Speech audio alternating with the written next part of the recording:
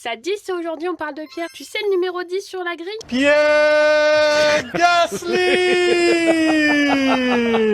Pierre en Formule 1, c'est donc 180 grands prix 5 podiums et une victoire. Pierre Gasly est né en Normandie, en France. Il commence le karting à 6 ans. Puis à 7 ans, il a participé à quelques compétitions nationales et internationales. Jusqu'en 2010 où il devient vice-champion d'Europe CIK FIA. En 2011, il rentre en F4 France à la FFFSA. Il terminera alors 3e du championnat. En 2012, il sera en Formule Renault 2.0. Et c'est en 2013 qu'il va être sacré champion de cette même catégorie. Ce qui va donc attirer l'œil de Red Bull qui va le faire rentrer dans la Red Bull Junior Team. En 2014, il va rentrer dans la Renault World Series 3.5. Il y termine vice-champion et meilleur rookie. En 2015, cette fois, on passe en GP2 avec l'écurie Dams. En 2016, toujours en GP2, mais cette fois-ci chez Prema, il sera sacré champion. Mais malheureusement, en 2017, il n'y a pas de place pour lui en Formule 1. Du coup, Red Bull, il l'envoie en Super Formula. Et Pierre Gasly terminera vice-champion à seulement 0,5 points du champion. Cette même année, on fait appel à lui pour remplacer Sébastien Buemi